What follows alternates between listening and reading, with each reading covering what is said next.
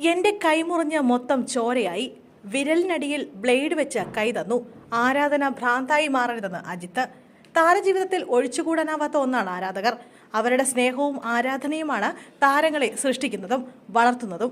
എന്നാൽ പലപ്പോഴും താരാരാധന പരിധി വിടുമ്പോൾ അത് താരങ്ങൾക്കും സമൂഹത്തിനുമെല്ലാം വലിയ പ്രതിസന്ധികൾ സൃഷ്ടിക്കുകയും ചെയ്യും. ഇത്തരം പ്രശ്നങ്ങൾ ഒഴിവാക്കാനാണ് അജിത് കുമാർ തന്റെ ഫാൻസ് അസോസിയേഷൻ വർഷങ്ങൾക്ക് മുമ്പേ പിരിച്ചുവിട്ടത്.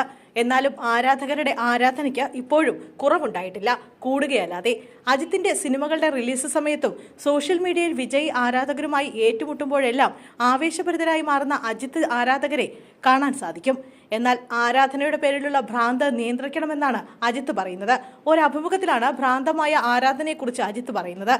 ഞങ്ങൾക്ക് ഇന്ന് നല്ലൊരു ജീവിതമുള്ളത് ആരാധകർ കാരണമാണ്. ഞങ്ങൾക്ക് ലഭിക്കുന്ന പരിഗണനകളെല്ലാം ഒരുപാട് ഇഷ്ടപ്പെടുകയും ചെയ്യുന്നു. പക്ഷേ ഇത് പരിശോധിക്കപ്പെടണം. ഒരുപാട് കാശ് മുടക്കിയാണ് തിയേറ്റർ ഉടമകൾ തിയേറ്ററുകൾ നന്നാക്കുന്നത്. ആഘോഷത്തിന്റെ പേരിൽ പടക്കം പൊട്ടിക്കുകയും സ്ക്രീൻ വലിച്ചു കീറുകയും ചെയ്യുന്നതൊക്കെ നിർത്തണം എന്നാണ് അജിത്ത് പറയുന്നത്. ആരാധകരുടെ അമിത ആരാധനയ്ക്ക് ഇന്ധനം പകരുന്നത് മാധ്യമങ്ങൾ കൂടിയാണെന്നും അജിത്ത് പറയുന്നു. അമിത ആരാധന മൂലം പലപ്പോഴും പൊതുവിടങ്ങളിൽ വെച്ച് മോശം അനുഭവങ്ങൾ ഉണ്ടായിട്ടുണ്ടെന്നും അജിത്ത് പറയുന്നു. ഒരിക്കൽ ആരാധകർക്ക് കൈകൊടുത്ത ശേഷം കാറിൽ കയറിയപ്പോൾ താൻ കാണുന്നത് തന്റെ കൈ രക്തത്തിൽ കുളിച്ചിരിക്കുന്നതാണ്. ആരാധകരിൽ ആരോ വിരലുകൾക്കിടയിൽ ബ്ലേഡ് വെച്ചായിരുന്നു തനിക്ക് കൈ തന്നതെന്ന് അജിത്ത് പറയുന്നു. വർഷങ്ങൾക്ക് മുമ്പ് ഒരു സംഭവം ഉണ്ടായി. ഔട്ട്ഡോർ ഷൂട്ടിനിടെയാണ്. താമസിച്ചിരുന്ന ഹോട്ടലിന് മുമ്പിൽ ആരാധകർ എന്നും എത്തും. ഒടുവിൽ ഹോട്ടലിലെ ആളുകൾ എന്നോട് അല്പനേരം ആരാധകർക്കൊപ്പം ഫോട്ടോ എടുക്കാൻ നിൽക്കണമെന്ന് അഭ്യർത്ഥിച്ചു. ഞാൻ സമ്മതിച്ചു.